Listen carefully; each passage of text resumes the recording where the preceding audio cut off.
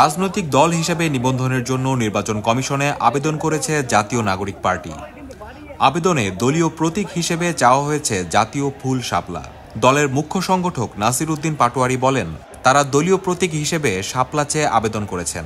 জাতীয় নাগরিক পার্টি এনসিপির পক্ষ থেকে আমরা আরপিও অনুযায়ী নির্বাচন কমিশনে দল নিবন্ধনের শর্তসমূহ পূরণ করে আমাদের দল নিবন্ধনের আবেদন আমরা এইমাত্র দাখিল করেছি।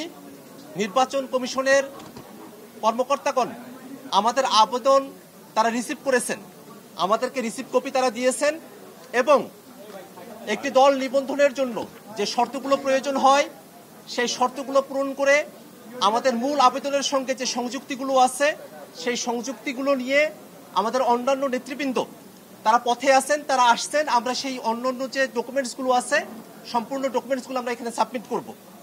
আমরা আমাদের পূর্ণাঙ্গ প্রেস ব্রিফিং আর কিছুক্ষণ পরে করব। আমাদের অন্যান্য নেতৃবৃন্দ আসার পরে আমরা শুধুমাত্র একটা জিনিস আপনাদেরকে জানাতে চাই যে জাতীয় নাগরিক পার্টি এনসিপি জনগণের দল হিসেবে, জনগণের পক্ষের শক্তি হিসেবে অভ্যুত্থানকে ধারণ করে বাংলাদেশে যে নতুন রাজনীতি চর্চা করতে চেয়েছে সেই রাজনীতির ডাকে সাড়া দিয়ে সারা দেশের মানুষের এনসিপির সঙ্গে যুক্ত হয়েছেন। তাদের সকলের সদস্য ফর্মগুলো, আমাদের কমিটিগুলো, সম্পূর্ণ ডকুমেন্টস আমরা আজকে জাতীয় নাগরিক পার্টির পক্ষ থেকে নির্বাচন কমিশনে এগুলো আমরা দাখিল করছি।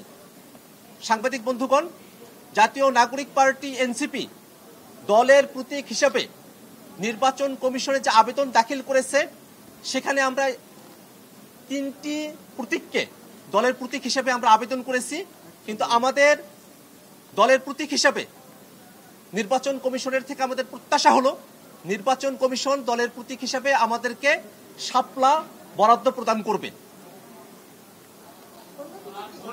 অন্য দলের প্রতীক হিসাবে আমরা শাপলা চেয়েছি।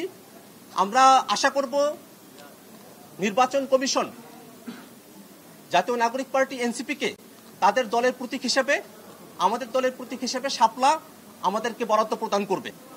দ্বিতীয় প্রতীক হিসাবে আমরা রেখেছি কলম, তৃতীয় প্রতীক হিসাবে রেখেছি আমরা মোবাইল।